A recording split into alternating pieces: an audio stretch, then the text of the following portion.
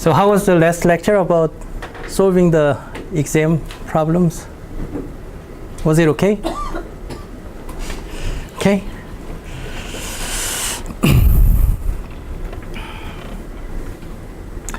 And have you guys watched all the lecture videos that I asked? So yeah, it was quite a lot of lecture, right?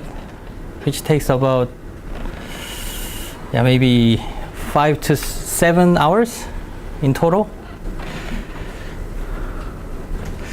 And also the English lecture from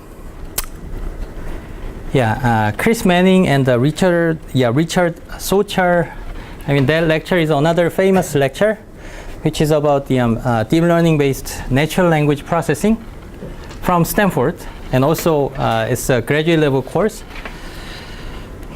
Yeah, so we are currently covering CS231N, which is focusing on the deep learning based computer vision, right? And another popular lecture from Stanford Graduate School is called CS224N, which you watch it, about the topic of word embedding.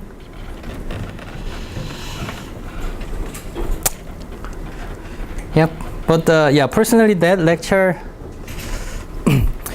is not as much comprehensive as this CS231N. So it might be a little bit difficult to follow all the lectures in that CS224N, but but that lecture is one of the good lectures that can cover like state-of-the-art deep learning techniques in the natural language processing. Okay. And one of the key techniques or main advancements that is happening in the natural language processing domain is the word embedding that you studied. Okay. And I think those lecture covered the most basic one called Word2Vec, right? And Word2Vec is composed of two different models, right? So the first one is CBOW, or continuous bag of words, and another one is Skitgram. But if you saw the some visualization example,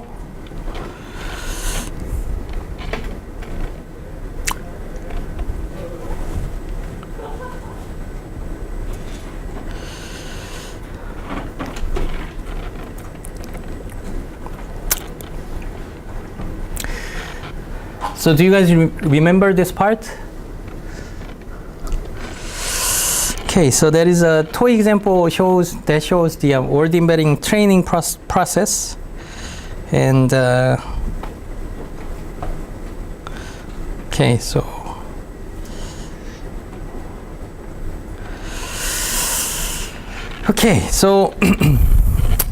basically this is the what the training data looks like. So whether it is a Skitgram or CBOW or continuous bag of words within the Word2Vec models, the training data is composed of this pair of words.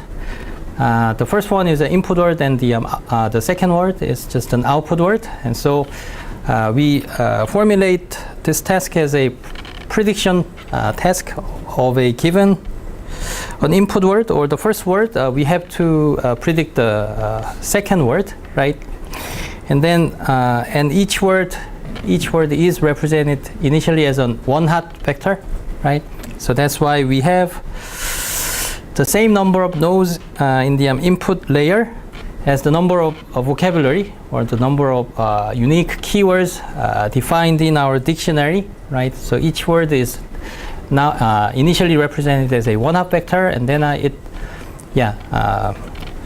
is transformed through the first linear layer and then another linear layer, and then in the first linear layer the output has some number of nodes, right? And that number of nodes is our target dimension in our Word2Vec or word embedding, right?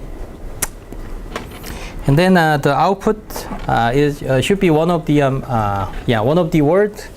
word in our vocabulary. So the output layer should have the same dimension as our vocabulary as well.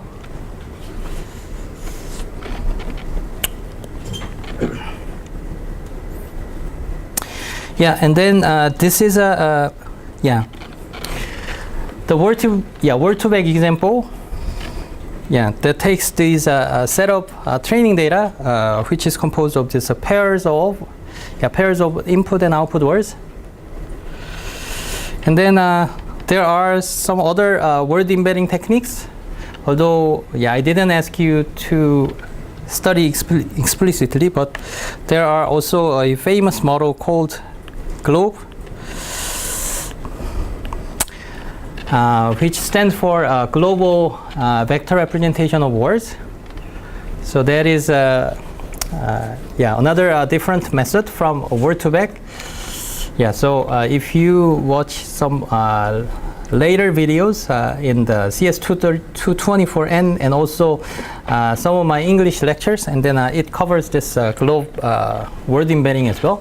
And then it is based on the co-occurrence statistics. So for example, so in this case, eat and apple is one training instance, right? And then suppose we've observed in our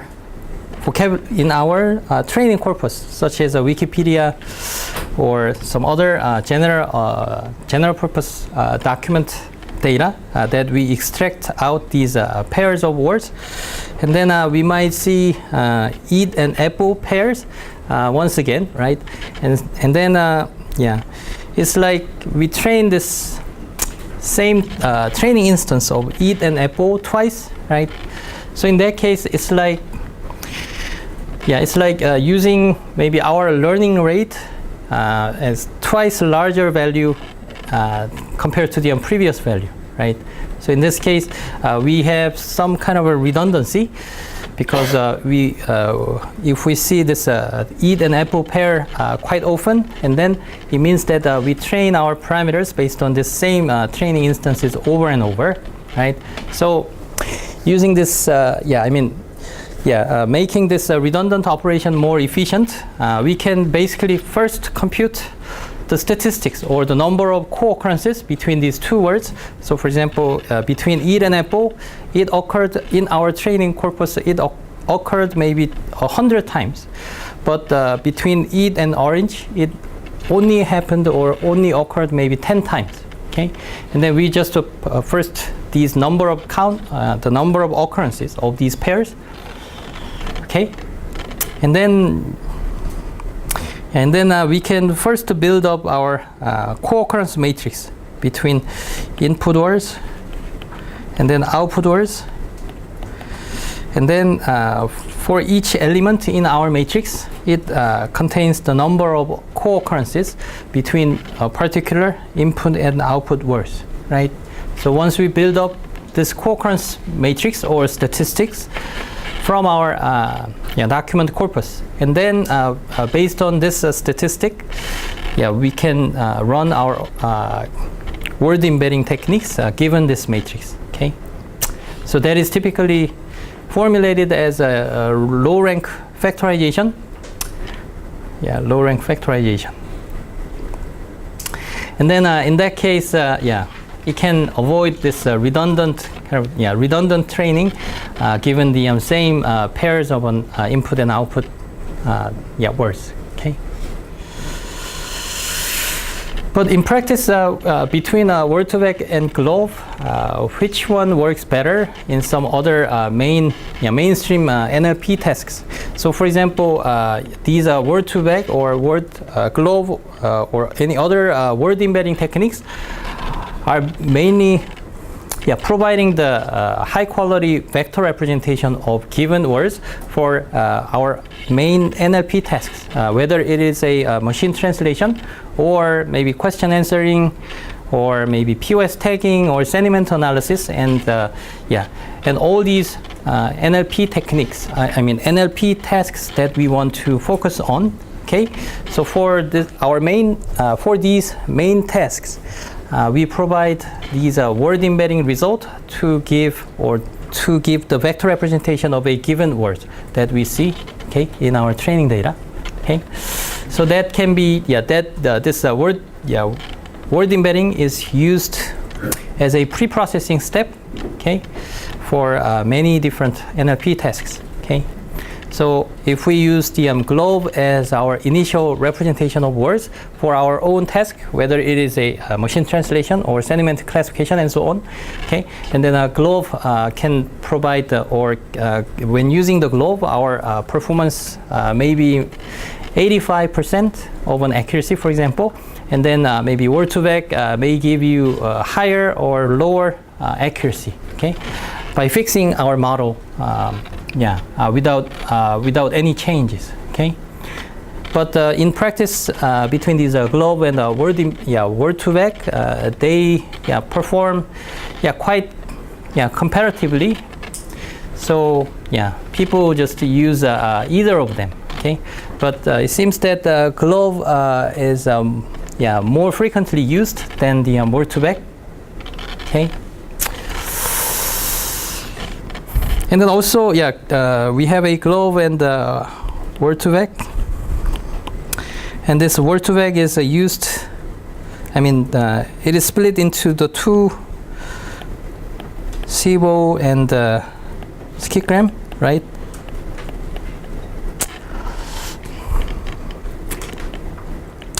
So SIBO is,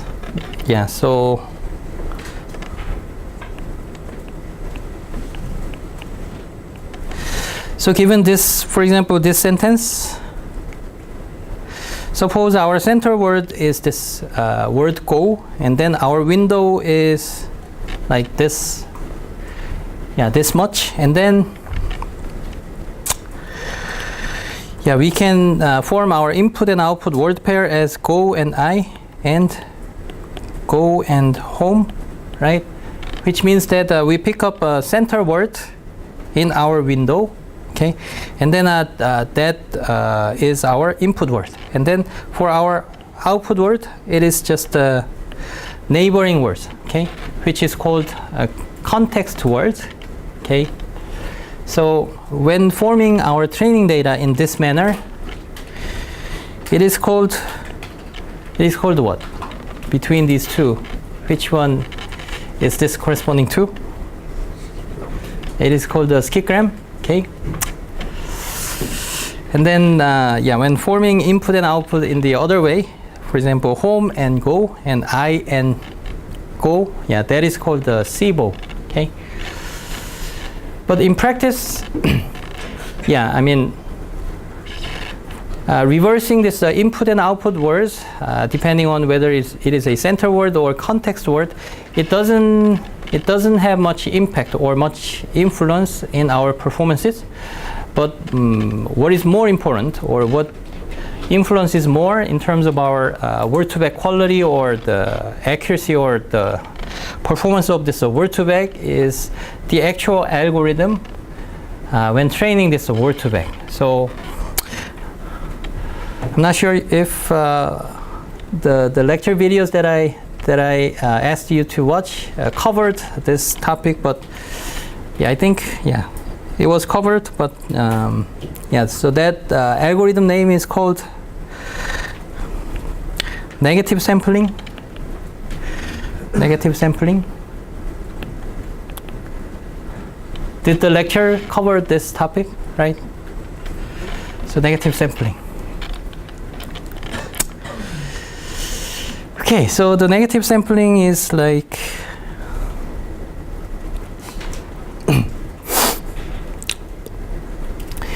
so we can form we can understand the first and the second layer linear transformation, or this transformation as the a set of inner product operation, right?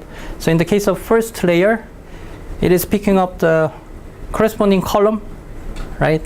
Because the input layer is always given as an one-up vector, right?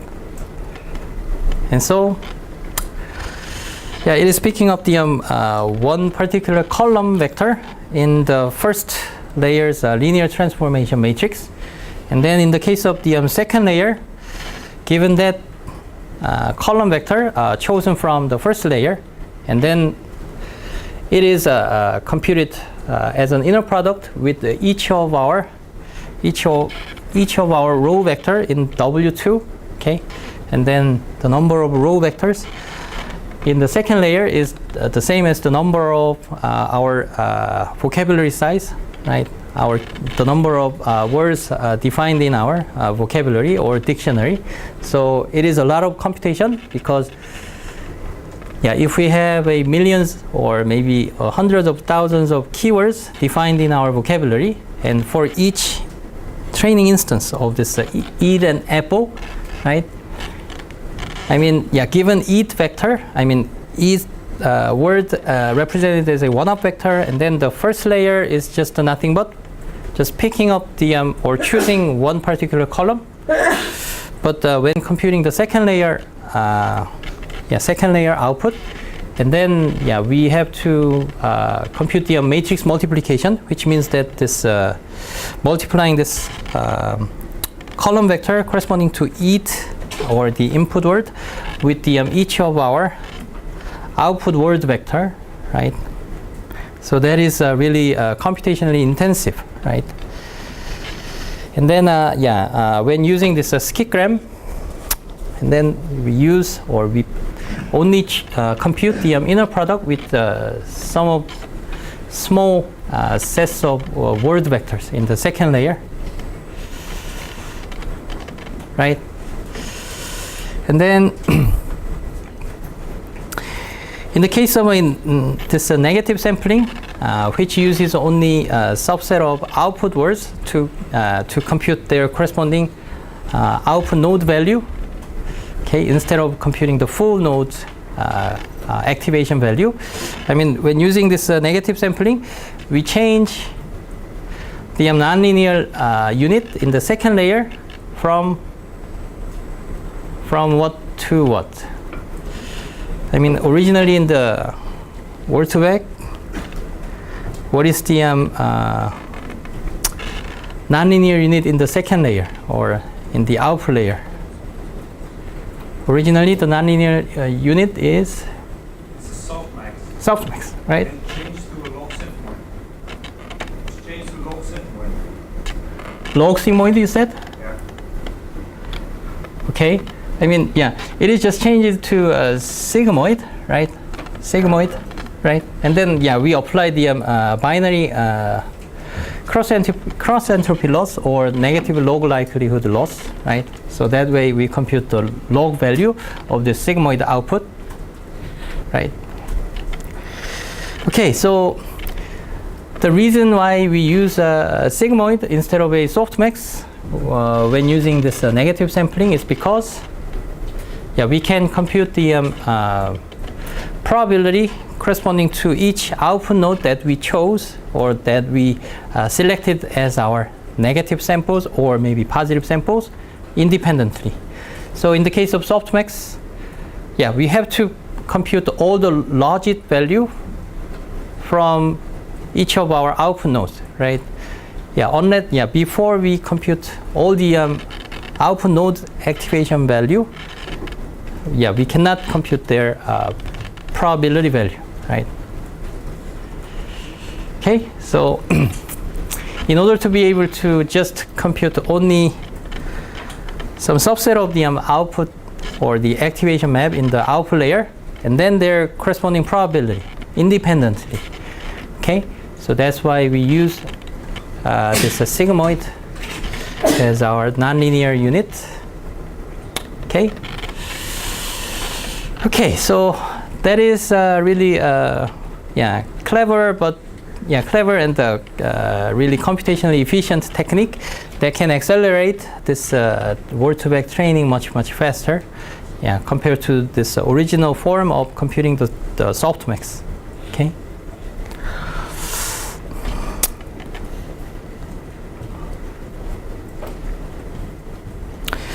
Okay. And then there is another technique, although it was not covered in the lectures that I showed you, but there is another technique which is less frequently used. It's called hierarchical softmax. You don't actually need to know how it is actually computed, but yeah, there is also another approximate technique, or maybe computationally efficient technique that can accelerate the training process of this word-to-vec. It's called this hierarchical softmax.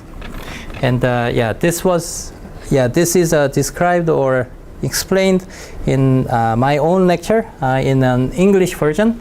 I mean, at a high level, without too much of a detail. So if you're interested, and then you can watch those lectures. But yeah, there is another technique called this hierarchical softmax that can accelerate this word-to-vec process, or word-to-vec training process. So this word-to-vec paper was published by Thomas Mikolov and some other people at Google maybe 5 or 6 years back. But as you can see, this word-to-vec neural net architecture for this word-to-vec is so simple, right? So it is just, so simple, right? And so, this kind of architecture, or this neural kind of word embedding model, has been around for at least a decade or two. Okay, so it has been proposed a long time ago. Okay, but the main problem of using this model was because this model is quite slow to train. Okay, so if you imagine the number of this training pairs of these words from just one single paragraph, I mean, it can be several hundreds. And at the same time, if we use a lot of Wikipedia documents, which is up to like millions of documents, and then these training pairs could be easily like quite vast number of these training word pairs. So in this case, it will be really difficult, or it will be really time consuming to go through each of these input and output word pairs and then converge our training processes. And so, the main kind of technique that we needed to successfully train this word-to-vec model was, a little bit like computationally efficient algorithms. Okay, so the main paper about this word-to-vec published about 5 to 6 years ago by Thomas Mikolov et al. They proposed these two clever techniques that can accelerate this word-to-vec process. And I don't know why, but somehow this skitgram model is mainly used with negative sampling, and this SIBO is mainly trained with hierarchical softmax. Okay, and it turns out that this negative sampling works much better and much stably in practice. And so this particular combination of skitgram with the negative sampling is quite widely used. Okay,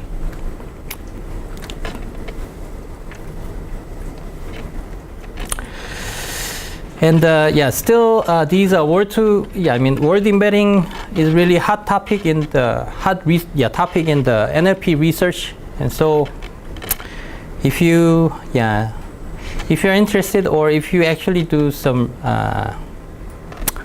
research in the NLP domain, and then there are several other advanced word embedding models that was proposed after this GloVe and word-to-vec era, and some of them is this Cove and Elmo and BERT. Okay, so I think Cove and Elmo was proposed maybe last year. And they actually improved many of the NLP tasks performance a lot. So the main scenario is like, so we want to we want to conduct we want to perform the sentiment analysis, and then we fix that task, right? And then we just plug our word-to-back word embedding word embedding representations as an initial input, and then suppose we obtain the 85% of our accuracy, and then Glove just gave 83% of an accuracy, and then when using this Cove and Elmo, it just give us the much higher performance of maybe 90% or 95% of an accuracy for the exact same task using the exact same model. Okay, so that way it provides much higher quality of a word representation or word embedding vectors. And then also this BERT is also it was just recently proposed or published maybe a few years back. And then the actual code was made available maybe within a week or so. And then it further improved the performance of many of these mainstream NLP tasks when plugged into these models as a initial word embedding representations. So if you're interested, and then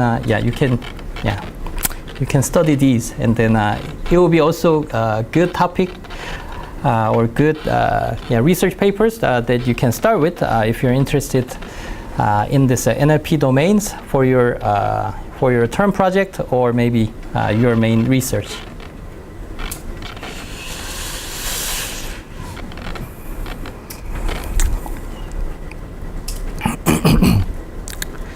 Any questions so far?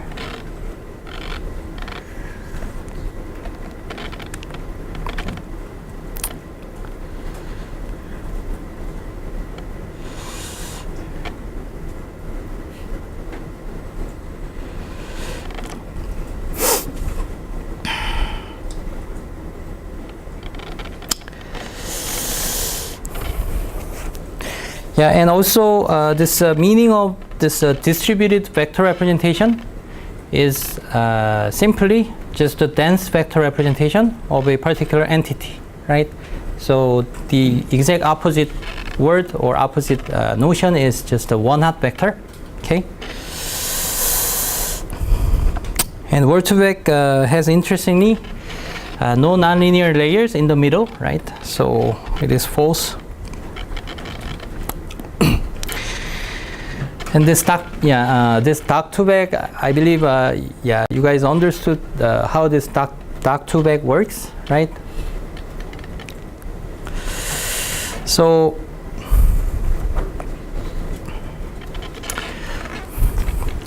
instead of just a single one-hot vector that represents a single word, right?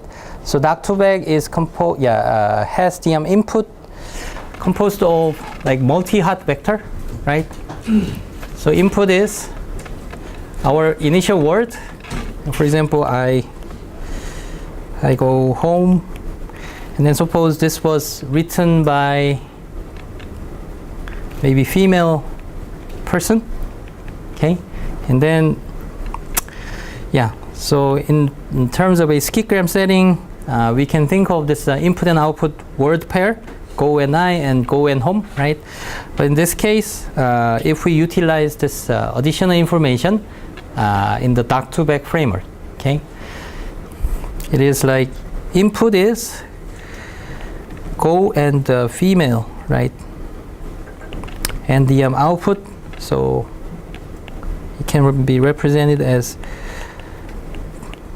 go mapped to the output word of home, but now the input is the set of input word and additional feature value or additional metadata associated with this document, and then it is mapped into our output word, right?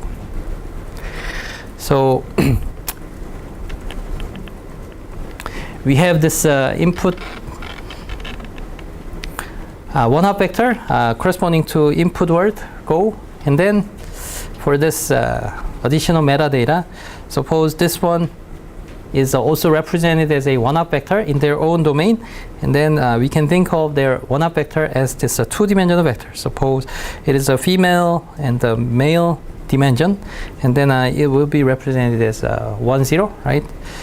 And then this go is corresponding to this dimension, okay? And then this will be our input, and then output will be, yeah, predicting or corresponding to this one-up vector as our target vector corresponding to this output word home, okay? Okay, so now the Dagtubek is utilizing this multi-hat vector as an input, right? And then here we can think of this as W1, and then this one as W2, okay? And then from W1, given this one-up vector, we are picking up the corresponding column vector. And then from this W2, we are also picking up the column vector corresponding to this female dimension, right? And then they are added together in this hidden state representation, right?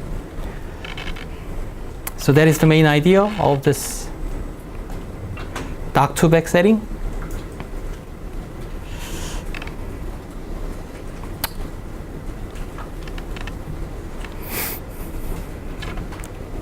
Right? 이거 다 봤나요? 안 봤으면 전혀 이해가 안 갈 텐데.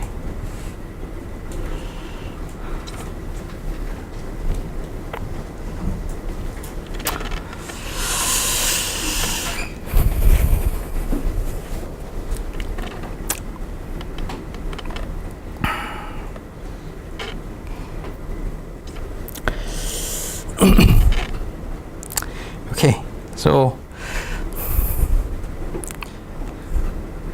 yeah, so if you haven't watched the video fully, and then it will be discussed at the end of the lecture that I listed. Okay, so please watch them carefully. Okay, and then if we have another metadata, such as maybe blood type, for example. So suppose this document was written by the person that has the blood type of an A, okay? So in this case, we can simply concatenate the one-half vector corresponding to this blood type, right? So for example, let's suppose this guy is blood type B, and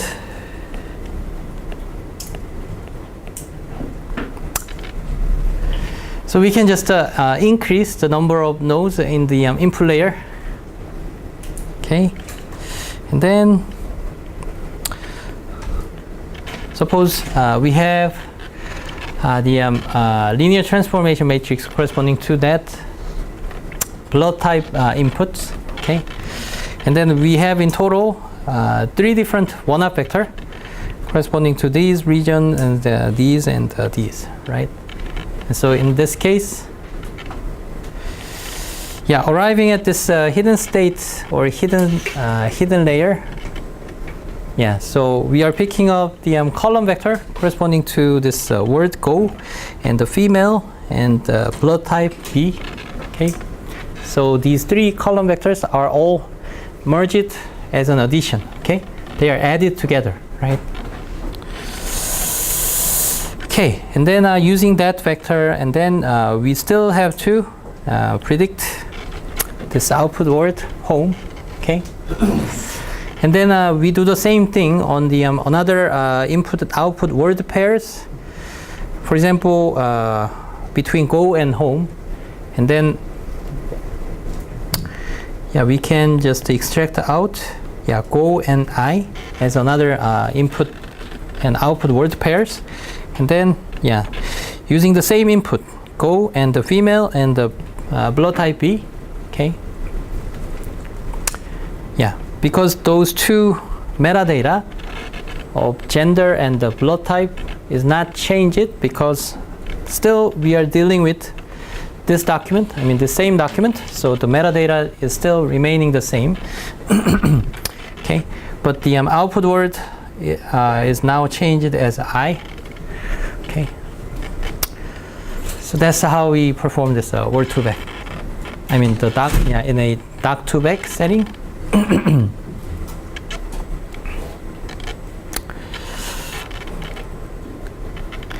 Okay, so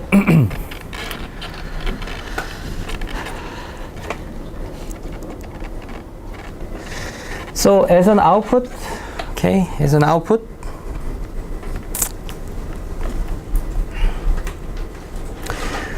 yeah, back to the original word to back setting. Yeah, we obtain these two matrices, right? That corresponds to the linear transformation matrix in the first layer and the second layer, right? And then the first layer is, I mean the first and the second layer matrices have the same size, although they are in the form of a transposed version of each other. But the, when transposing them, and then it can have the number of word by the number of target dimension. So the first layer's linear transformation matrix is representing the word embedding vector when that word was used as an input vector, and then the second matrix is representing the word embedding vector when a particular word was used as an output word. Okay, so between these two, which one is mainly used? I mean, we want our word embedding representation or word embedding vector as one single representation given a particular word, right? But we now have two different versions of word embedding vectors. So which one do we use?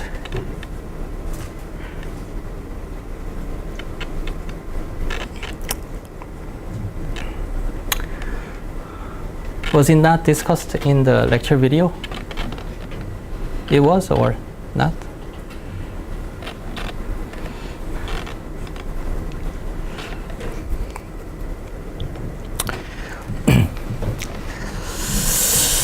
So, yeah, so the first strategy is to use, just pick up the either of them, okay?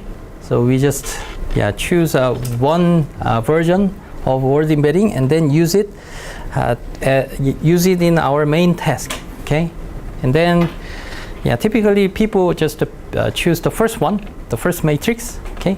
But another alternative method is to just compute their average, okay? So we have two versions of a word embedding representation, and then we just take the average, okay? And that's how we just combine these two, okay? But if we just use the first one, okay, and then in the case of a doc2back setting, okay, suppose our target dimension is 3, okay, our target dimension is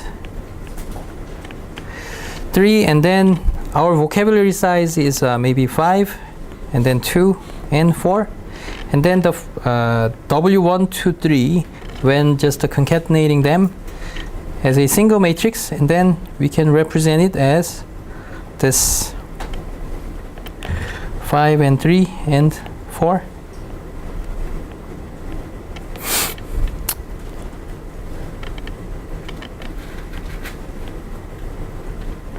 Right?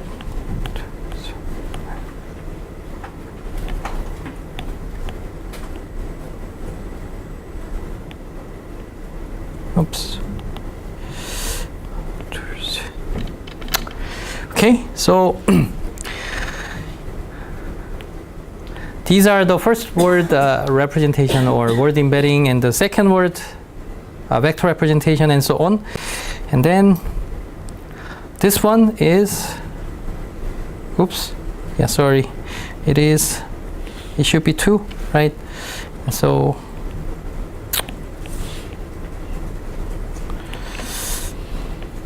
Okay, so this is a female vector representation, and this one is a male vector representation, right? So now, including all the words defined in our vocabulary and also our each of our metadata, such as each gender and each blood type, is now represented as these three-dimensional vectors that are living in all the same three-dimensional space. Okay.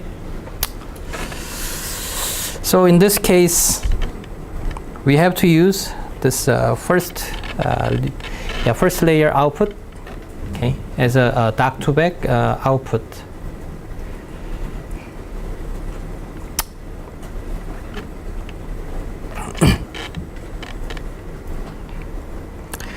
So any questions so far?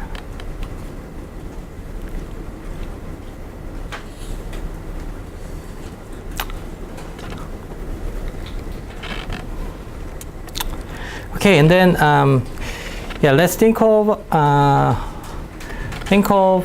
the way to modify this input and output setting and their corresponding network structure. So we given these additional information of this female and blood types, they were added as part of our input, right? So we added those additional information into our input layer, right? But what if we just add them into output layers? Okay, so can we do so? So yeah, it is still possible, although it is not as common as this setting. But yeah, so for example, the setting is given word go, and then we have to predict the output word I, and then given this go, and then we have to predict I and also female, for example. Okay. So in this case, suppose our vocabulary size is still 5, and then the input node is the number of an input node is 5, right?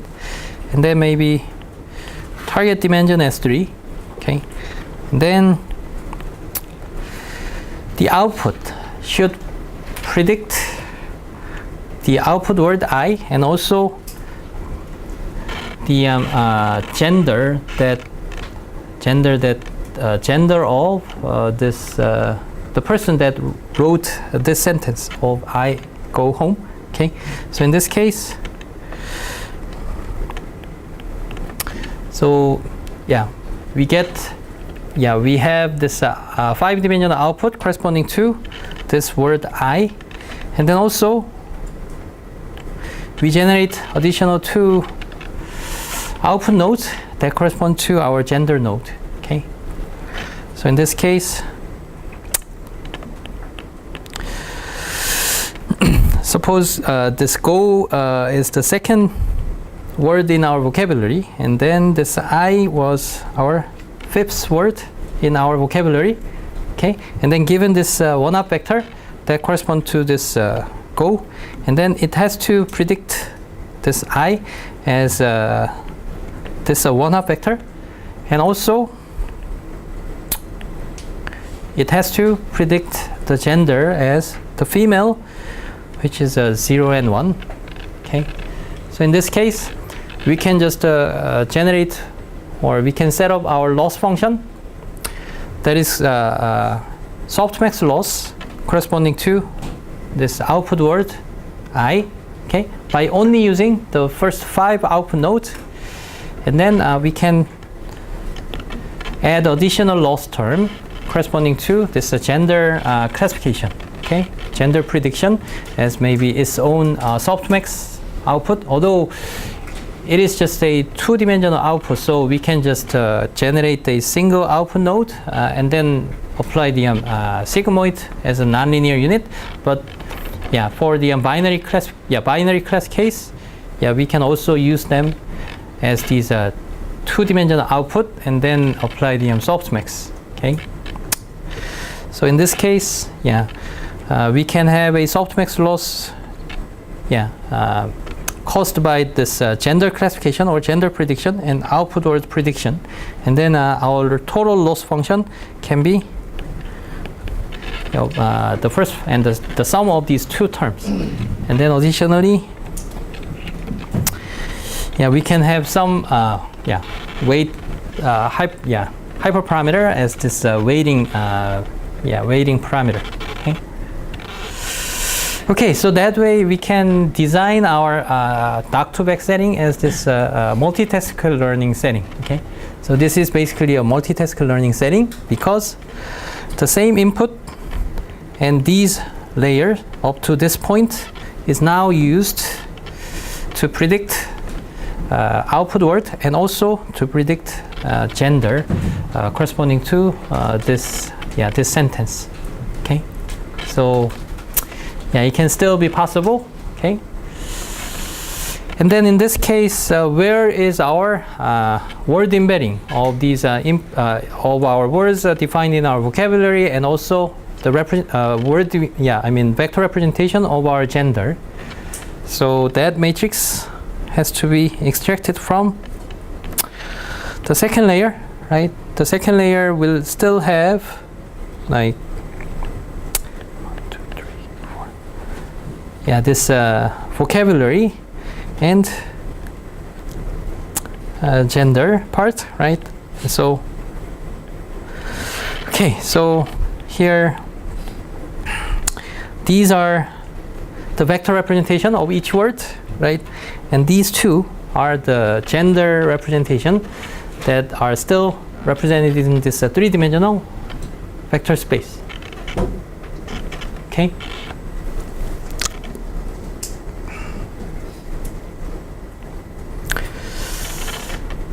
Any questions about the settings?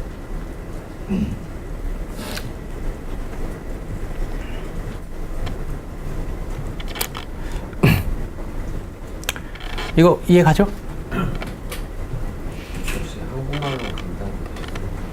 네. 하여튼 뭐 자세하게 처음부터 설명을 하진 않았지만 이제 이걸 인풋에 집어넣을 수도 있고 이 어떤 추가적인 정보를 이제 아웃풋에 집어넣을 수도 있고 한데 이게 하여튼 닥2백이라고 불리는 게 이게 다큐먼트를 또 벡터로 만든다 해갖고 닥2백이거든요. 근데 이게 하여튼 중요한 건 닥2백이 다큐먼트만 이제 벡터로 만들어주는 게 아니라 이 하여튼 월2백 세링에다가 우리가 적당히 이제 끼워 넣어줄 수 있는 정보, 그 정보는 이 센텐스가 이제 포함된 다큐먼트 아이디, 그 어떤 이거는 이제 1번 다큐먼트다, 이거는 2번 다큐먼트다, 그 어떤 다큐먼트 아이디들을 혹은 그 다큐먼트를 하나하나의 개체로 보고 이제 우리가 벡터 레프레젠테이션을 뽑아낼 수도 있고 워드랑 같이. 그 다음에 이제 그 닥2백에서 이제 다큐먼트라는 요소 대신에 이제 그 어떤 월드 임베딩에서의 이 어떤 워드 페어들을 뽑아주는 이 문장들, 이 어떤 그 문장을 쓴 어떤 사람 아니면 그 문장이 쓰여진 시간대, 뭐 이런 여러 가지 이제 추가적인 메타데이터들이 같이 끼어 들어가서 이제 닥2백이 이제 진행이 될 수가 있다는 거예요. 그러면은 거기서 얻어지게 되는 것은 이제 우리가 보캐뷸러리에서 정의한 워드들 이제 벡터 레프레젠테이션 뿐만 아니라 그 같은 벡터 공간 상에서 나타내어질 수 있는 그 추가적인 그 항목들, 그게 이제 저 글을 뭐 남자가 썼느냐 여자가 썼느냐 그 정보가 있으면 남자와 여자까지 이제 우리가 임베딩을 저 워드들과 같이 시킬 수가 있다는 것이고, 저게 뭐 예를 들면 뭐 그 쓴 사람이 이제 그 뭐 혈액형이 뭔지 그러면 그런 정보들까지도 같이 이제 임베딩을 시킬 수가 있다는 거고, 그걸 이제 이렇게 입력단에서 그 정보를 살짝 끼워 넣어주면 그러니까 결국은 이 입출력 관계, 이제 워드에서 워드로 가는 관계에서 이제 워드랑 그런 어떤 살짝 끼워 넣어진 이런 정보가 추가된 버전에서 이제 아웃풋 워드를 이제 예측을 하는 식으로 우리가 이제 우리의 프리딕션 태스크를 꾸밀 수가 있고, 그 다음엔 그 어떤 아웃풋 자체, 그러니까 아웃풋 자체에다가 이 추가적인 정보를 이렇게도 끼워 넣어 줄 수가 있다는 거죠. 이건 사실 뭐 크게 뭐 사실 어렵지 않은 거죠. 뭐 이렇게 뭐 인풋에다 끼워 넣으면 또 아웃풋에도 끼워 넣어 줄 수가 있다는 거죠. 근데 인풋에서 끼워 넣어 줄 때는 이제 여기서 이제 이쪽이 그러니까 멀티압 벡터가 되면서 그 각 요소당, 그러니까 워드에서 하나 골라지고 이제 젠더에서도 하나가 골라질 거고, 그 다음에 뭐 추가적인 메타데이터가 또 카테고리컬 베리어블로서 이제 혈액형이 있다. 그럼 혈액형에서도 또 하나가 이제 하나의 어떤 혈액형이 이제 주어질 텐데, 그러면 이제 그런 멀티합 벡터에서, 그러니까 1이 이제 있는 만큼, 근데 이거는 뭐 그 매트릭스에서 그 컬럼들을 뽑아내는 거, 그거는 이제 뭐 아마 그 강의에서 이제 그 가장 초반에 설명이 되었을 거고, 그럼 여기서는 이제 결국은 벡터를 W1, W2, W3에서 이제 세 개를 뽑아서 그 벡터들을 합산을 한 그 벡터가 여기서 이제 그 아웃풋 벡터랑 이제 같아지도록 네, 학습이 돼야지 되는 세팅이고요. 네. 그렇게 되면 이제 네, 직관적으로는 여기서 예를 들면 뭐 이 고라고 하는 워드 벡터랑 인풋 단에서의 고의 워드 벡터와 여기서 이제 피메일에 해당하는 이제 벡터 그 두 개가 합산이 되어져서 그 벡터가 이 아웃풋 단에서 이 네, 아웃풋 워드에 해당하는 네, 이 홈에 해당하는 이제 워드랑 가까워져야 된다는 뜻이고요. 네. 그렇게 해서 이제 그 어떤 이 고라는 인풋 벡터가 홈이라는 아웃풋 벡터랑 가까워지는데 네, 가까워지도록 이 월투백에 이제 학습이 되는데 근데 이제 그렇지 여기에서 이제 피메일이라는 요소가 추가됨으로써 이 피메일에 해당하는 벡터랑 이 고라는 벡터가 이제 합작이 되어서 이 두 개의 어떤 합산된 벡터가 이제 그 홈에 가까워지면 되는 거예요. 이게 어떻게 보면 좀 이 피메일이라는 요소가 좀 이렇게 좀 도와주는 네. 그러니까 고 하나만이 홈이랑 가까워질 필요까지는 없이 좀 네, 하여튼 저 피메일이라는 벡터가 같이 일조를 해갖고 이 두 개 합산된 벡터가 이제 홈에 가까워지도록 하면 되는 약간 이런 식의 세팅이 되는 거고요. 네. 그 다음에 여기서는 이제 아웃풋에다가 그 어떤 추가적인 정보를 끼웠을 때는 그 아웃풋이라는 거 우리가 프리딕트를 해야 되는 대상이기 때문에 그렇기 때문에 이 뒤쪽에다가 이제 그 네. 추가적인 어떤 프리딕션 레이블, 그러니까 아웃풋에서 원합 벡터 대신에 이제 멀티합 벡터가 되는 것이고, 네, 뭐 그러한 세팅에 의해서 이제 그 어떤 같은 입력 벡터인 이 고라는 게 어떻게 보면 아까는 이제 뭔가 그 피메일이 자기한테 이제 끼어들어와서 뭔가 그 홈이나 아이를 예측하는데 이제 도와주는 역할을 해줬다면 여기서는 고 하나만이 얘가 이제 좀 이 벡터 호럴 단신 얘 하나가 이 워드 단에서는 이제 i가 프리딕트 되도록 만들어줘야 되고 또 마찬가지로 이제 젠더를 클래시피케이션 할 때는 이 고라는 게 이쪽에 네, 레이어의 이쪽 마지막 두 개 노드로 갈 때에는 저쪽에서는 이제 피메일에 해당하는 아웃풋이 나오도록 네, 그런 두 가지 역할을 동시에 수행을 해내야 된다. 그래서 이제 이게 멀티태스크 러닝처럼 세팅이 바뀌는 거고요. 네. 근데 뭐 결론적으로는 근데 그 어떤 추가적 이거를 해서 뭘 하느냐 여기서 해서 얻게 되는 아웃풋은 지금 이 매트릭스니까 네. 우리가 이제 워드들 뿐만 아니라 추가적인 요소들까지도 이제 같은 공간상에서 이제 나타내질 수 있는 그 벡터 레프레젠테이션을 얻고자 하는 게 이 벡터 워드 임베딩의 목적이 되니까 그러니까 이제 여기서는 이제 우리가 이제 뽑아가서 써야 되는 그 아웃풋은 이렇게 이제 두 번째 레이어의 아웃풋에서 네, 각각의 로우들을 써야 되고 네. 여기서는 그 우리가 원하는 아웃풋은 이 첫 번째에서 나오게 되는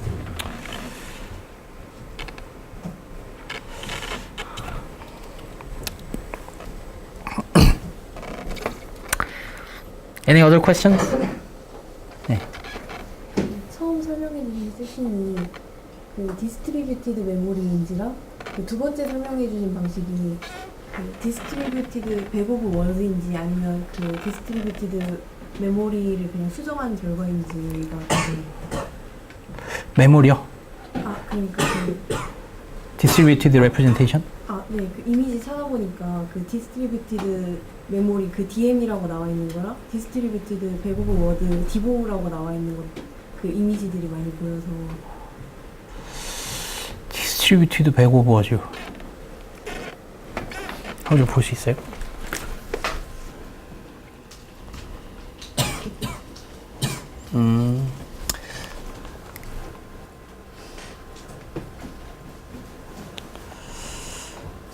네. 네. 이게 그러니까 앞에 게 이제 우리가 앞에서 했던 거고요. 네. 그리고 뒤쪽이 이제 우리가 이 두 번째에서 다룬 이 아웃풋 쪽에서 빼는 그건 것 같아요. 네. 근데 뭐 그 용어 자체는 그거는 그렇게 일반적인 용어까지는 아닐 것 같긴 해요. 또 다른 혹시 질문 있나요?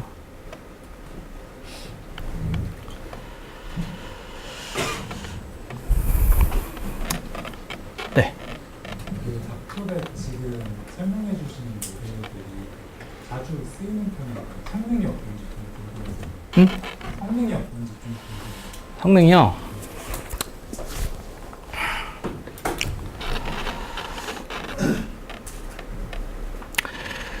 일단 이 월투백이나 이제 닥투백은 기본적으로 얘에서 끝나는 일은 없고요. 얘는 항상 어떤 우리가 하고자 하는 그 메인 태스크에서 이 워드나 아니면 우리가 이제 갖고 있는 이 카테고리컬 베리어블의 어떤 특정한 각각의 뭐 이게 남자면 남자, 여자면 여자, 그거를 그냥 단순히 이제 원합 벡터로 우리가 이제 넣어줄 것이냐. 그거 대신에 이제 요런 이제 distributed representation 혹은 우리가 정해놓은 이런 디멘전으로 이제 이런 월투백을 이제 별도로 사전에 학습을 해서 여기서 학습된 그 벡터 레프레젠테이션을 우리가 입력으로 넣어주었을 때에 이제 우리 태스크에 그냥 직접적으로 원합 벡터를 넣어줬을 때보다 이게 성능이 하여튼 더 좋아진다? 약간 이런 컨셉이거든요. 그래서 뭐 일반적으로는 요렇게 이제 닥투백을 통해서 이제 추가적인 어떤 그런 엔티티 아니면 그 카테고리의 어떤 각각의 종류들 그것들에 대한 벡터 레프레젠테이션을 이렇게 자체적으로 혹은 사전에 이런 닥투백을 통해서 학습을 했을 때에 기본적으로 원합 벡터를 그냥 집어넣었을 때보다는 성능이 더 좋아진다. 약간 이런 어떤 스토리로 보통 흘러가고요. 뭐 이거 자체가 뭐 성능이 뭐 얼마나 되는지 뭐 이거를 독립적으로 우리가 좀 이렇게 따지지는 좀 않는 편이긴 한 것 같아요. 네.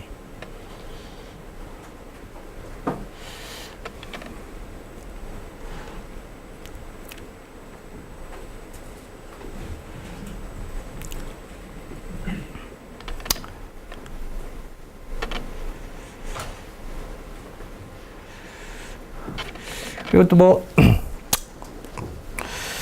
예, 네. 한글로 조금만 더 설명을 하면,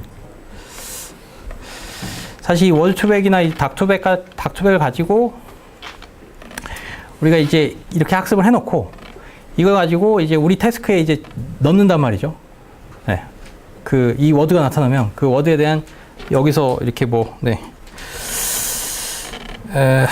뭐 고에 해당하는 이제 워드 레프레젠테이션을 여기서 이제 끄집어내 갖고 그걸 입력으로 사용을 하죠. 원합 그 보캐뷸러리 사이즈를 가지는 원합 벡터 대신에 네, 하여튼 그 벡터를 사용을 하는데 중요한 게 근데 이 우리가 메인 태스크를 뭔가 센티멘트 클래시피케이션 그리고 센티멘트 클래시피케이션은 뭔가 이제 문장이 들어왔을 때 뭐 I feel happy 그러면 이제 그거를 이제 RNN으로 한다. 그러면 이제 원합 벡터 RNN으로 해갖고 이게 many to one 모델로 구성이 되겠죠?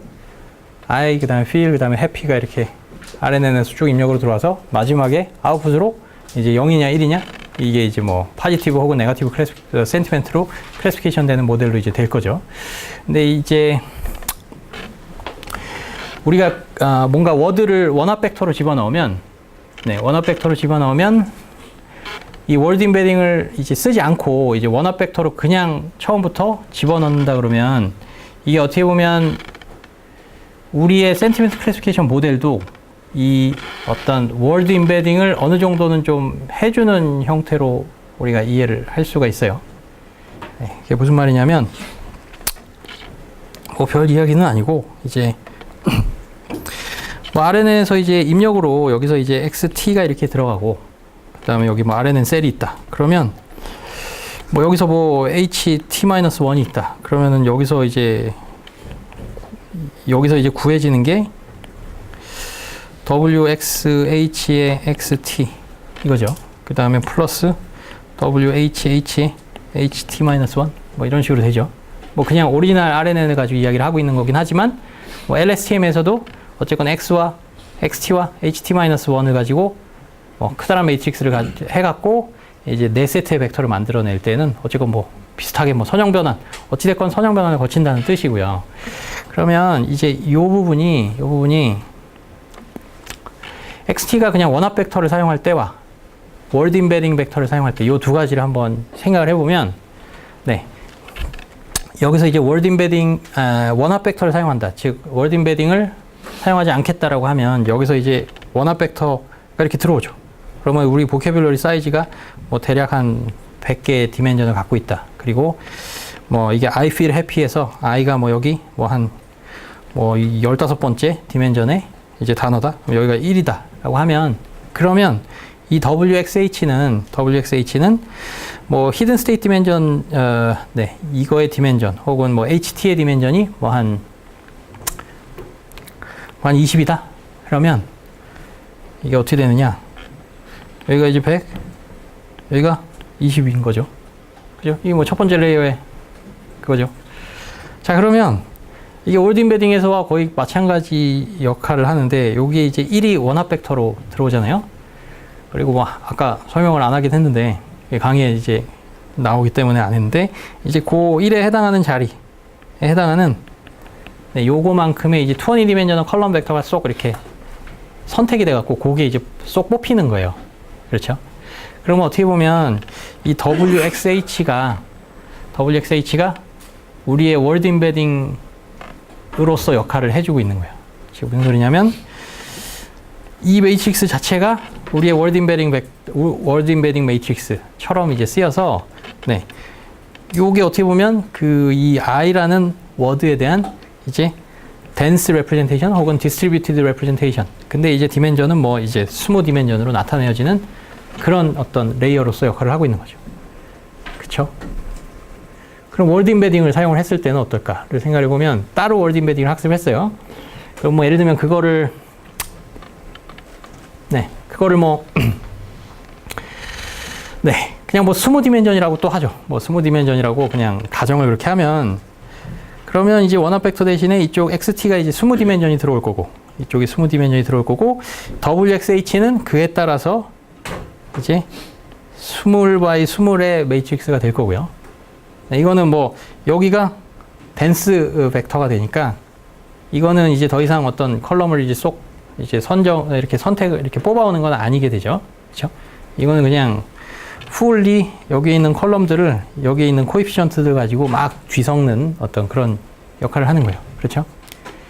네. 그러면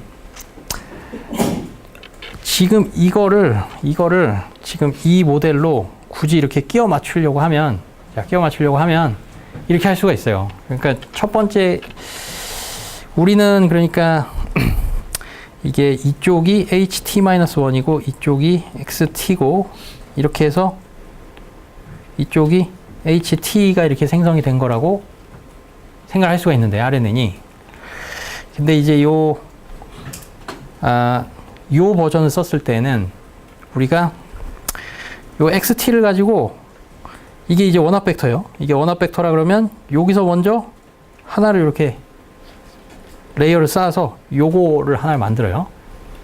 요 레이어를 쌓고 그 다음엔 여기서는 하나 레이어를 더 쌓는 거예요. 뭐 예를 들면 여기에 20by 20이다. 그냥 예를 들면 그러면 이제 여기에서 좀 그림이 좀 지저분하긴 하지만 여기서 얘 하나 쌓고 얘는 그대로 쭉 가고 여기서는 이렇게 가는 즉 이게 XT를 이렇게 두 레이어로 쌓으면 여기에 있는 레이어인 요만큼이 아까 우리가 좀 전에 봤던 그 따로 뭔가 독립적으로 학습하게 되는 그 월드 임베딩에서의 역할을 하는 어떤 그 첫 번째 레이어랑 정확하게 뭐 동일한 역할을 하는 거죠. 그렇죠? 네. 그러니까 월드 임베딩이라는 게 우리가 따로 뭔가 별도로 이거는 굉장히 스페셜한 프로세스 혹은 스페셜한 모델이어서 따로 뭔가 학습을 해갖고 거기서 나온 그 어떤 이 임베딩 매트릭스 요거를 가지고 와서 요거 보통 이제 다운받아서 쓰거든요. 월투백이나 글로브 웹사이트에 가면 저걸 다 다운받을 수가 있어요. 저 매트릭스 자체를. 프리트레인드 된 걸. 그래서 그걸 이제 써서 이제 그 입력을 했을 때는 뭐 약간 이런 스타일이 되는 거고요. 이런 지금 이런 시나리오가 되는 거고, 우리가 이제 월드 임베딩 아예 안 쓸래라고 하면 그럼 그 월드 임베딩이라는 컨셉 자체가 완전히 사라지느냐? 그렇지는 않다는 거예요. 그러니까 첫 번째 레이어에서의 어쨌건 그 입력 워드 벡터가 월드 임베딩 안 쓴다? 그럼 걔는 하여튼 원합 벡터로 들어올 거거든요. 그러면 그 원합 벡터가 첫 번째 레이어를 만나게 되면 어찌됐건 첫 번째 레이어에서는 그 원합 벡터에 해당하는 그 하나의 그 원에 해당하는 그 해당 컬럼이 쏙 뽑아지는 그걸 한다는 거죠. 그러면 결국은 어찌됐건 원합 벡터를 썼을 때는 첫 번째 레이어가 임베딩 레이어가 된다는 거예요. 임베딩 레이어. 네. 그래서 이야기하고자 하는 거는 월드 임베딩이라는 게 이제 어떤 원합 벡터를 썼을 때는 이런 월드 임베딩이라는 어떤 개념이나 요소 자체가 완전히 사라지는 건 아니고, 네, 완전히 사라지는 건 아니고, 거의 이제 뭔가 유사한 개념의 어떤 첫 번째 레이어가 그 월드 임베딩에서의 우리가 그 월투백에서의 그 첫 번째 레이어랑 그냥 동일한 역할을 하는 거예요. 동일한 역할을. 근데 이제 이 월투백을 자체적으로 따로 이제 학습을 한다는 거는 이거는 이제 뭐냐면 월투백은 이제 기본적으로 이게 별도의 레이블이 필요가 없어요. 그러니까 예를 들면 우리가 이제 영어 문장을 가지고 뭐 센티멘트 클래시피케이션을 하겠다. 그러면 결국 우리가 이 월드 임베딩을 안 썼을 때 여기 레이어는 어떻게 학습이 되게 될까요? 결국 여기 HT에서 이게 쭉쭉쭉 가서 뭐 I feel happy에서 여기서 이제 그 아웃풋에 의해서 시그모이드가 바이너리 크로스 엔트로피 로스가 걸리면서 백프랍이 되면서 이쪽 임베딩 레이어에 해당하는 여기도 학습이 되는 건데, 그죠? 근데 우리가 갖고 있는 센티멘트 클래시피케이션용 이제 우리가 비싸게 돈 들여서 레이블 달아놓은 데이터는 100개 문장밖에 없고, 네, 100개 문장밖에 없으면 결국은 저 임베딩 레이어, 그러니까 우리가 임베딩 안 쓰고 그냥 처음부터 우리가 저 임베딩 레이어부터 뭔가 우리 모델의 엔드 투 엔드 혹은 우리 모델의 한 부분으로서 학습을 하겠다라고 하면 저 부분이 이제 우리의 데이터만으로 학습이 되는 거고, 우리의 그 센티멘트 클래시피케이션의 레이블이 달린 그 데이터만으로 학습이 되는 거잖아요. 그러니까 결국 100개 데이터만으로 학습이 되는 거예요. 네, 근데 저 월드 임베딩이라는 거는 기본적으로는 별도의 이제 레이블이 필요가 없이도 학습이 다 가능하잖아요. 그러니까 이제 우리가 뭐 센티멘트 어떤 레이블이 달려있지 않은 뭐 문장들을 그냥 자유롭게 크롤링을 해갖고 그게 뭐 한 100만 문장 이상이 됐다. 그럼 그 100만 문장 가지고 월투백을 학습을 하면, 네, 여기서는 뭐 별도의 레이블은 필요 없이 그냥 옆 단어가 레이블이 되는 거니까. 그러니까 이 임베딩 레이어나 요 이제 첫 번째 레이어에 해당하는 뭐 여기 혹은 뭐 여기가, 네, 거기가 이제 훨씬 더 많은 수의 데이터로 학습이 되는 거예요. 그러니까 그게 좀 힘이에요, 월투백. 그러니까 우리 태스크는 어찌됐건 스페셜 퍼포스 혹은 우리가 하고자 하는 태스크로서 이제 미닝풀한 레이블을 프리딕션 해줄 수 있는 데이터일 거고, 그거는 일반적으로 우리가 이제 그냥 범용적으로 수집할 수 있는 데이터에 비해서는 훨씬 상대적으로 적을 거고, 네. 따라서 이제 이 월투백을 이렇게 따로 학습을 해서 하되, 다만 이제 별도의 레이블이 필요 없는 이제 그래서 굉장히 많은 수의 데이터를 가지고 이제 학습을 시켜서 뭔가 좀 굉장히 릴라이어블하게 학습을 해줄 수 있는 그런 시나리오로 해서 이제 월투백을 별도로 학습해서 저거를 가지고 와서 이제 입력단에서 쓰면 그게 훨씬 더 이제 하이 퀄리티. 그러니까 여기 임베딩 레이어, 우리의 100개만의 센티멘트 레이블이 붙어 있는 그 데이터만으로 학습을 했을 때에 학습이 되는 여기에서 이제 제공되는 그 임베딩 벡터보다 훨씬 더 이제 좋은 퀄리티를 줄 수가 있다. 네.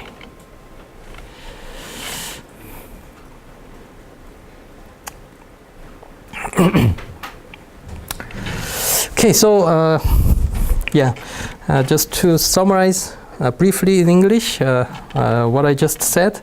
I mean, when just training this Word2Vec separately, and then we can have a freedom to use numerous data. I mean, large-scale data sets that doesn't have any particular labels, right? And then once training this module and then importing that, I mean, it can be viewed as a transfer learning. It is basically a transfer learning because, we actually utilize this first layer, and then we just use this as the first layer in our main model. Okay, so it is an example of a transfer learning. Okay, and then compared to those limited data that has a particular labels for our own tasks. Then utilizing this transfer learning, that adopts this pre-trained network based on a large-scale corpus is much more effective. Okay. Do they ever just also add the negative sampling loss to the next task that you're using the word inventor for? In our main task, you mean? Yeah, in your main task, do they ever, because they just train it on context, but maybe you are applying it to a very specific domain. Maybe you want to update with the context of your actual domain data. So do they sometimes add the negative sampling loss to their new loss function? For example, if we want to perform sentiment classification, and then do we still incorporate the negative sampling, negative sampling loss? I usually don't do it. I'm just wondering maybe if somebody just tried this. So the answer is probably yes and no. So in case of a prediction task where our classification is, the classification category is a small number, for example, positive or negative sentiment, or maybe topic classification, whether it is a science related or maybe politics or economy and so on. And then those number of categories to predict will be small, right? So in that case, we don't use any negative sampling. I mean, the main purpose of using negative sampling is to reduce the computational burden, so that we have to compute all the output activation values when our output layer has so many different nodes. For example, in the case of generative models, such as machine translation, for example. And then at each in the decoding phase, at each output, we need to predict one particular word among our vocabulary. For example, given the English sentence of I go home, and then we want to translate it into maybe 나는 학교에 간다, which has the same meaning in Korean. And then the first word 나는 in Korean will be one of the output among the so large sized vocabulary, right, containing all the different keywords in Korean, right?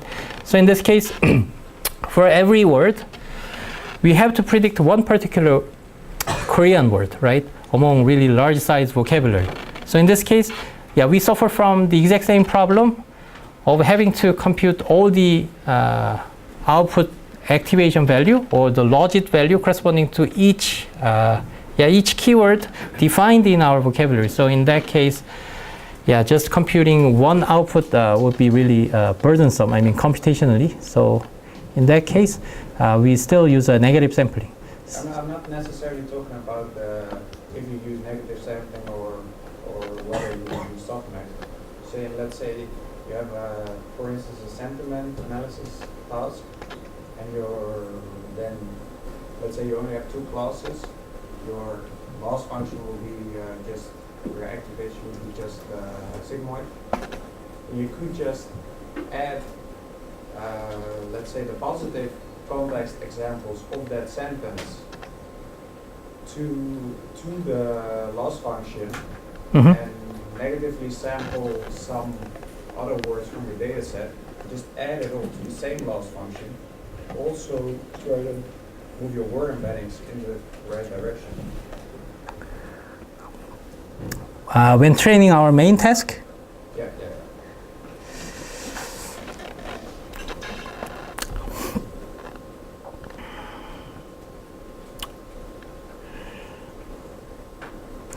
I mean, in that case, we will not probably use negative sampling in that case, because we already have the balanced set or well-defined set for both categories of positive and negative sentiment.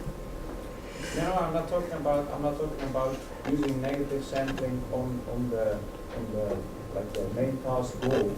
You're saying you have the loss function for the main task goal, and you could simply add the loss function which you would have in word embeddings and apply it at the same time. So you're also learning the context from your data set. I see. So we simultaneously train the word embedding objective or loss function and also our main task together. Yes. Okay. So that is not a general setting. I think. Yeah. In my opinion, yeah. If we want to train our own word embedding model, and then we first perform that task, beforehand, and then once we obtain the converged output, and then we just use that output for our main model. So we just separate these two tasks in a sequential order. Yeah, I was just wondering because you are, let's say you are first training your word embeddings to represent the distribution of your words, and then you are back propagating again over the same word embeddings, and then changing them again, which maybe will then not lead to not generalized work. Okay, so yeah, I'm not still sure if I understood correctly, but yeah, let me point out one kind of important part. So yeah, suppose we apply this transfer learning kind of concept of just adapting or importing those pre-trained word embedding vectors for our own task of this maybe sentiment classification.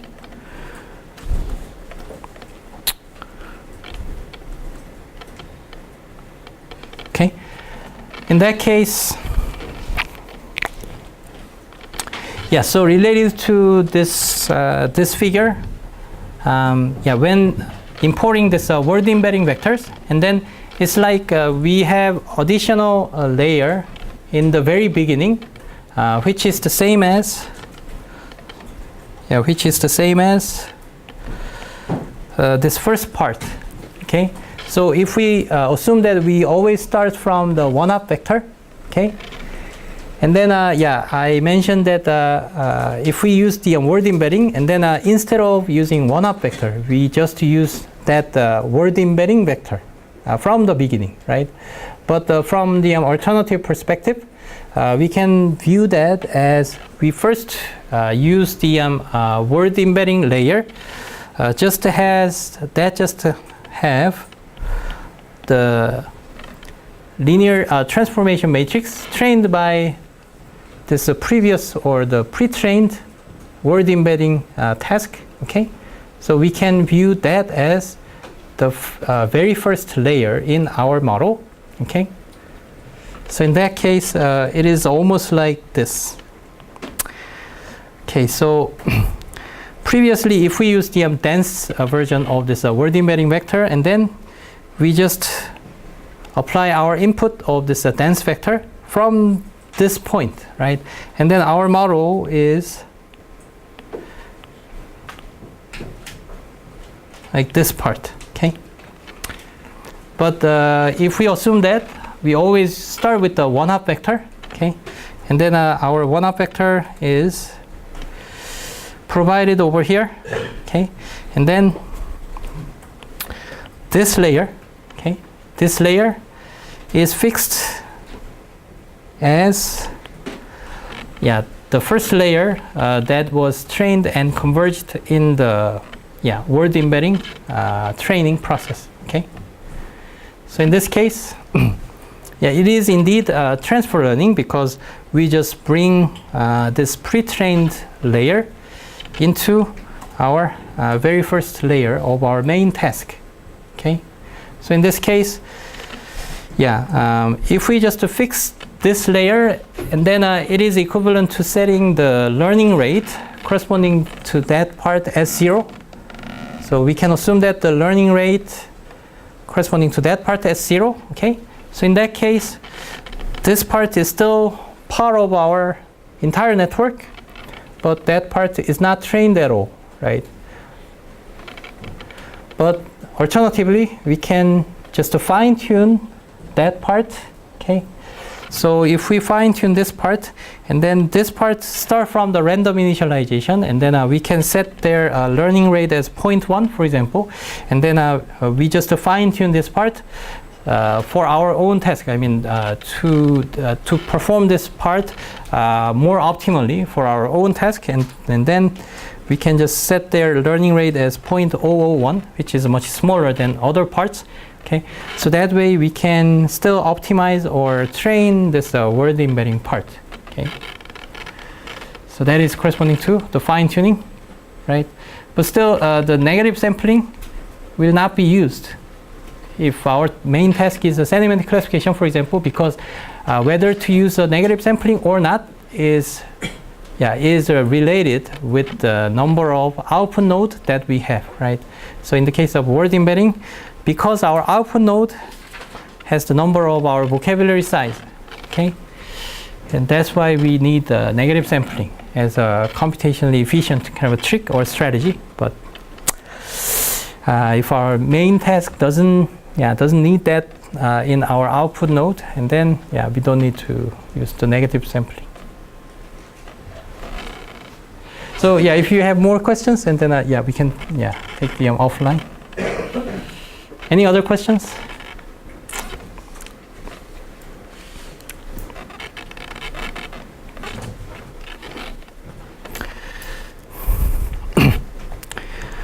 이거 무슨 소리인지 알겠죠? 트랜스포 러닝이니 뭐 파인 튜닝이니 이런 거.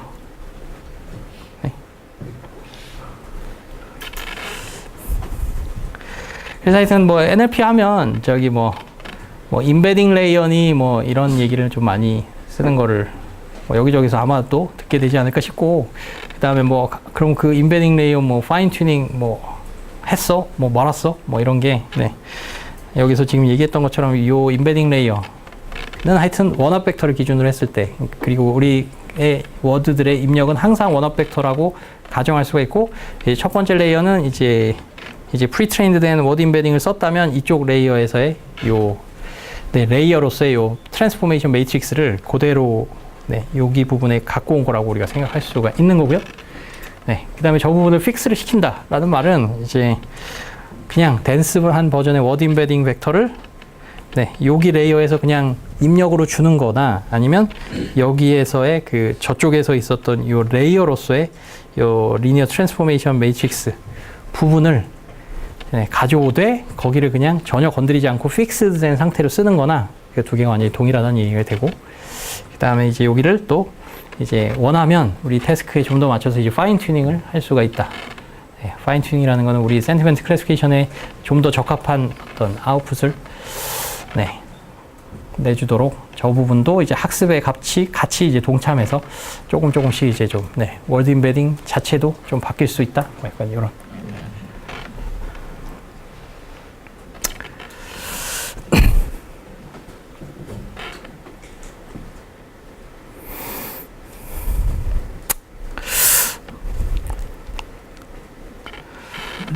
또 다른 혹시 질문 있나요?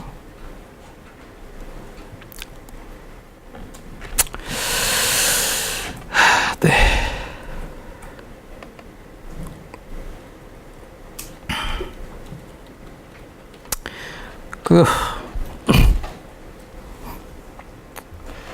시간이 또 워드 임베딩 조금만 하고 또 메인 진도를 좀 나가려고 했는데, 이게 워드 임베딩만 이게 하다 오늘도 또 끝나는데, 하여튼 뭐 수업 때 내가 많은 이야기를 내가 해주고 싶은 거는 정말 많은데, 하여튼 좀 그러지를 못해서 속도가 좀 느려서 좀 하여튼 매번 좀 약간 본의 아니게 미안한 감이 있는데, 이제 뭐 저기 이야기했던 내가 이제 이야기한 동영상 강의들에서 뭐 여기저기서 하여튼 그런 좀 어드밴스드된 아니면 조금 더 직관적인 이야기들은 좀 많이 좀 얻을 수가 있을 것 같고, 어쨌건 우리가 지금 LSTM 좀 직관에 대해서 조금 더 다음 시간에 짚고, 그 다음엔 굉장히 또 중요한 이제 우리의 요즘까지도 굉장히 핫한 이 어텐션 모델이라는 걸 조금 더 다음 시간에 좀 배워보도록 할게요. 뭐 오늘 여기까지 하죠. 수고했어요.